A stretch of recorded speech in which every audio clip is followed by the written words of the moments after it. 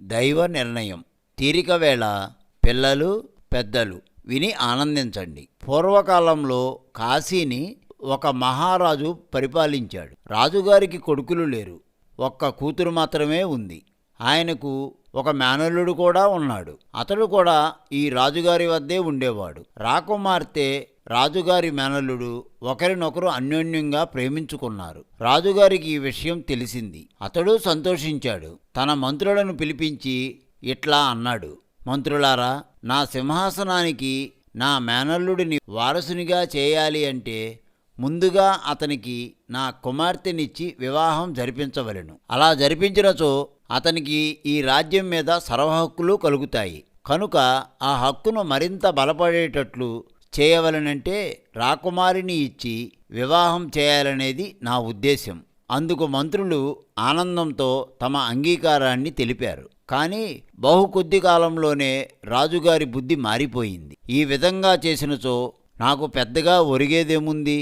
కనుక నా కూతురిని ఇతర రాజ్యానికి చెందిన రాకుమారుడికి ఇచ్చి వివాహం, మరియు నా మేనల్లుడిని ఇతర రాజ్యానికి చెందిన రాకుమార్తెతో వివాహం చేయడం వల్ల రాజ్య విస్తీర్ణం జరుగుతుంది కదా అని తలచి వెంటనే తన నిర్ణయాన్ని మార్చుకుని, అలా అనుకున్న వెంటనే రాజు తన కుమార్తె మేనల్లుడు మాట్లాడుకోవటానికి, కలుసుకోవటానికి, అసలు ఒకరినొకరు చూసుకోవటానికి వీల్లేదని శాసించాడు. రాజుగారి మేనల్లుడికి రాజకుమార్తెకు కూడా ఈ దౌర్జన్య శాసనం చాలా బాధ కలిగించింది. రాజుగారి మేనల్లుడికి ఒక గమ్మత్తైన ఆలోచన తట్టింది.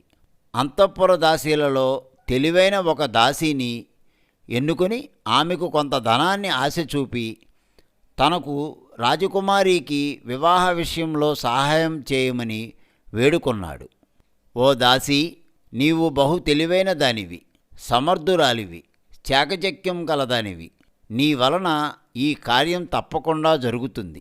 మా మామయ్య కూతురుని ఎట్లాగైనా అంతఃపురం నుంచి రప్పించి నాతో పెళ్ళయ్యేటట్టు చేసేయాలి. అందుకప్పుడు యుక్తిపరురాలైన దాసి ఇట్లా అంది: రాజకుమారా, మీ ప్రేమానురాగాన్ని చూసిన దాన్ని కనుక మీకు తప్పక సహాయం చేస్తాను.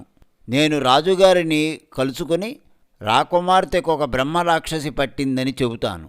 రాకుమార్తెను శ్మశానానికి తీసుకువెళ్ళి అక్కడ ఒక గిరిగీసి ఒక శవంపై దుప్పటి వేసి దానిపై రాకుమార్తెను కూర్చోబెట్టి 101 కడవ నీరు పోస్తే ఆ బ్రహ్మరాక్షసి వదిలిపోతుందని రాజుగారికి చెబుతాను. అందుకు రాజుగారు తప్పకుండా ఒప్పుకుంటారు. నేను రాకుమార్తెను శ్మశానానికి తీసుకువస్తాను. ఈలోగా మీరొక గమ్మత్తు చేయాలి. మాకంటే ముందు మీరు శ్మశానానికి వెళ్ళండి. మీ వెంట కొంత సొంటి పొడిని తీసుకువెళ్ళండి. అక్కడ ఒక చోట చనిపోయిన శవంలా పడుకుని ఉండండి. నేను వచ్చి మీ పైన ఒక దుప్పటి కప్పుతాను. తరువాత కొంతసేపటికి మీరు ఆ సొంటి పొడిని ముక్కులో వేసుకోండి. మీకప్పుడు వెంటనే గట్టి తుమ్ములు వస్తాయి. ఆ దెబ్బతో మేమందరం రాకుమార్తెను అక్కడే విడిచిపెట్టి పారిపోతాం. మీరు వెంటనే మీ ఇంటికి ఆమెను తీసుకువెళ్ళి పెళ్లి చేసుకోండి. రాజుగారి మేనల్లుడు అట్లాగే శ్మశానానికి వెళ్ళాడు. దాసి రాకుమార్తెతో మాట్లాడి రాజుగారి ముందుకు వెళ్ళి రాకుమార్తెను బ్రహ్మరాక్షసి పట్టినట్లు చెప్పి, అది వదిలిపోయే మార్గం కూడా చెప్పి రాజుగారిని ఒప్పించి రాజభటులతో సహా రాకుమార్తెను తీసుకుని శ్మశానానికి బయలుదేరింది. దారిలోనే దాసి రాజభటులను భయపెట్టేసింది. ఇట్లా అంది వారితో: ఓ రాజభటోత్తములారా, మీ భార్యాబిడ్డల మేలు కోరి మీకు నేనొక రహస్యాన్ని చెబుతున్నాను, వినండి. బ్రహ్మరాక్షసి పట్టిన దెయ్యం ఆ శవాన్ని చూడగానే ఆ శవంలోకి ప్రవేశిస్తుంది. అది వెంటనే గట్టిగా తుమ్ముతుంది. వెంటనే లేచి ఎవరు కనిపిస్తే వాళ్లను అమాంతం తినేస్తుంది. ఆ రాక్షసి శవం ఆడవాళ్ల జోలికి రాదప్పుడు. రాకుమార్తెను శ్మశానానికి మోసుకు వచ్చినందుకు మీ మీదే పగపూని ఉంది. మిమ్మల్ని తుమ్ముతుంటే మింగేస్తుంది, జాగ్రత్త. దాసీ మాటలు వినేసరికి రాజభటులకు పై ప్రాణాలు పైనే పోయాయి అన్నట్లయింది. వాళ్ళు హడలిపోయారు. అయినా రాజాజ్ఞ జవదాటరానిది గనుక ప్రాణాలను అరచేతిలో పెట్టుకుని ఎలాగో అలా శ్మశానానికి చేరుకున్నారు. తతంగం జరగబోతుండగా దాసి చెప్పినట్లుగానే రాజుగారి మేనల్లుడు సొంటిపొడిని ముగ్గోళాల్లో పోసుకున్నాడు. ఇంకేముంది, ఒకటే తుమ్ములు. దద్దరిల్లే ఆ తుమ్ములకు ఆగలేక లేచి కూర్చున్నాడు ముసుగుతోనే రాకుమారుడు. కానీ విచిత్రమేమంటే తుమ్ములు మొదలవడంతోనే హడలిపోయి రాజభటులు కోటలోకి పారిపోయారు. వెంటనే రాజుగారి మేనల్లుడు రాకుమార్తెను తన ఇంటికి తీసుకువెళ్ళి పెళ్లి చేసుకున్నాడు. రాజుగారికి మొత్తం జరిగిన విషయం తెలియగానే మొట్టమొదట కోపం వచ్చింది. కానీ వెంటనే శాంతం చెంది ఆలోచించి మంత్రులను పిలిచి ఇట్లా అన్నాడు: నా మేనల్లుడిని నా కుమార్తెకిచ్చి చేయాలనే మొదటి నుంచి నా ఉద్దేశ్యం. చివరకు మనం మొదటి నుంచి అనుకున్నదే జరిగింది.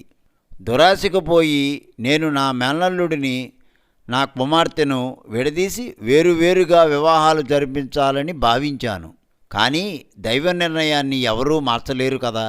కనుక నా మేనల్లుడిని నా కుమార్తెను పిలిపించి నా ప్రజలందరి సమక్షంలో వివాహ మహోత్సవాలను బ్రహ్మాండంగా జరిపించి నా మేనల్లుడిని నా సింహాసనానికి వారసుడిగా ప్రకటించి నేను విశ్రాంతి తీసుకోదలిచాను అని తన కూతురినిచ్చి బ్రహ్మాండంగా పట్టాభిషేక కళ్యాణోత్సవాలు జరిపించాలి అని నిర్ణయించినట్లుగా సభలో ప్రకటించాడు ఆ మహారాజు. రాకుమార్తె రాజుగారి మేనల్లుడికి వివాహ పట్టాభిషేకాలు అట్టహాసంగా ప్రజలందరి సమక్షంలో జరిపించాడు ఆ రాజు. ఈ విధంగా దైవ నిర్ణయాన్ని ఎవరు మార్చగలరు?